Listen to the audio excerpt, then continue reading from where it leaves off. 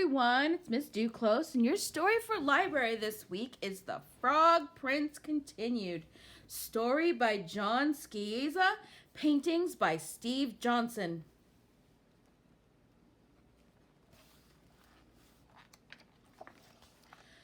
The princess kissed the frog, he turned into a prince, and they lived happily ever after.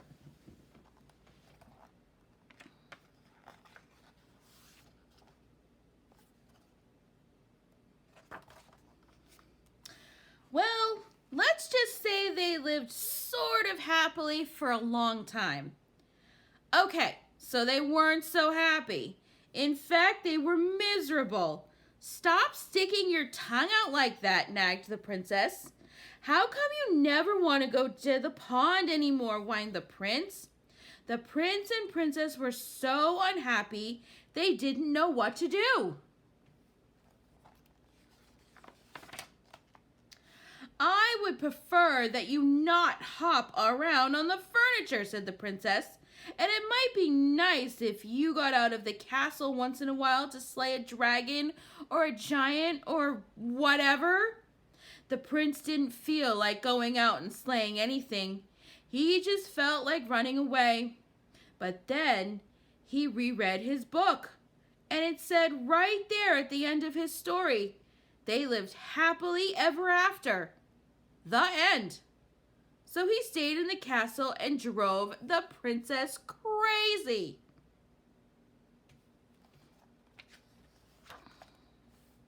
Then one day the princess threw a perfectly awful fit.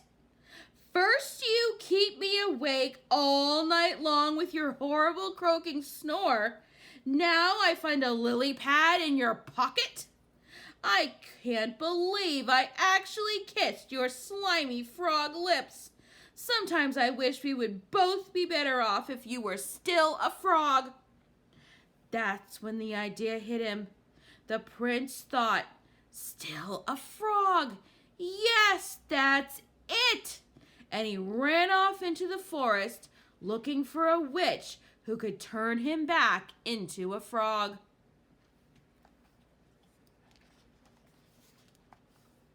The prince hadn't gone far when he ran into just the person he was looking for. Miss Witch, excuse me, Miss Witch. I wonder if you could help me. Say, you're not looking for a princess to kiss, are you? Asked the witch. Oh no, I've already been kissed. I'm the frog prince. Actually, I was hoping you could turn me back into a frog. Are you sure you're not looking for a beautiful sleeping princess to kiss and wake up? No, I'm the frog prince. That's funny, you don't look like a frog. Well, no matter, if you're a prince, then you're a prince, and I'll have to cast a nasty spell on you. I can't have any princes waking up Sleeping Beauty before the 100 years are up. The prince didn't stick around to see which nasty spell the witch had in mind. He ran deeper into the forest until he came to a tiny cottage where he saw another lady who might help him.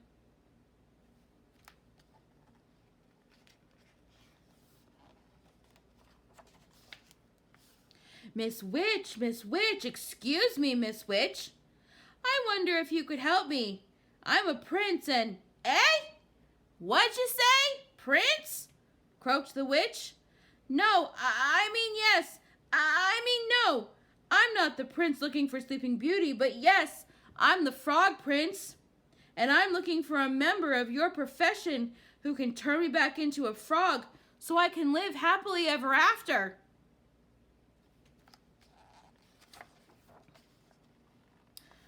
Frog prince, you say? That's funny. I thought frogs were little green guys with webbed feet. Well, no matter. If you're a prince, then you're a prince, and I can't have any princes rescuing Snow White. Here, eat the rest of this apple. The prince, who knew his fairy tales, and knew a poisoned apple when he saw one. Didn't even stay to say no thank you. He turned and ran deeper into the forest. Soon he came to a strange-looking house with a witch outside.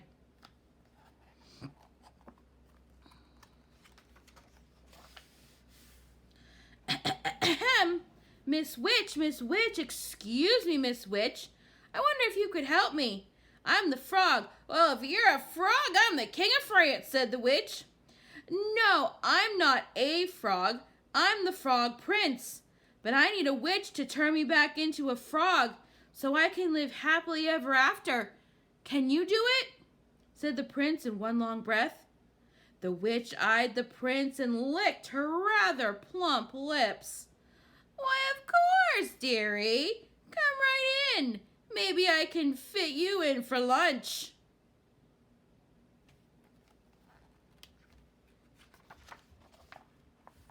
The prince stopped on the slightly gummy steps.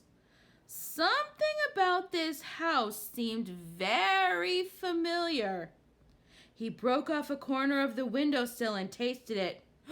Gingerbread! I hope you don't mind my asking, Miss Witch, but do you happen to know any children by the name of Hansel and Gretel? Why, yes, Prince Darling, I do. I'm expecting them for dinner. The prince, who, as we said before, knew his fairy tales, ran as fast as he could deeper into the forest. Soon he was completely lost.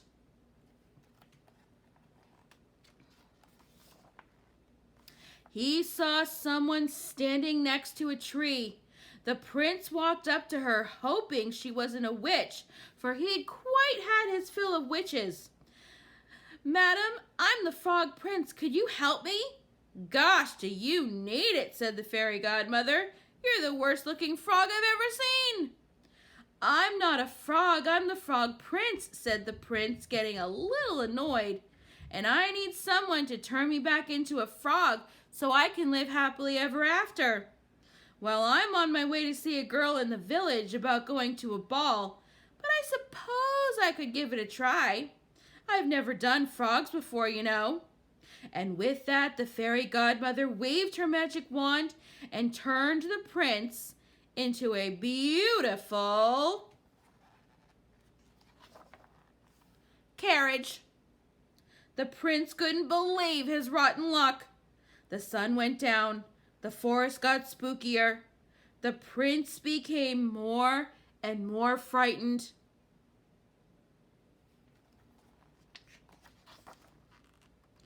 Oh, what an idiot I've been. I could be sitting at home with the princess, living happily ever after. But instead, I'm stuck here in the middle of this forest, turned into a carriage. Now I'll probably just rot and fall apart and live unhappily ever after. The prince thought these terrible, frightening kinds of thoughts, and a few worse, too awful to tell. Until far away in the village, the clock struck midnight.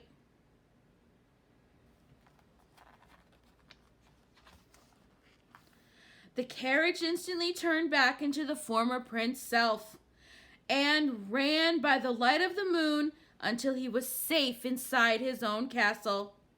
Where have you been? I've been worried sick. You're 7 hours late. Your dinner is cold. Your clothes are a mess. The prince looked at the princess, who had believed him when no one else in the world had. The princess who had actually kissed his slimy frog lips. The princess who loved him.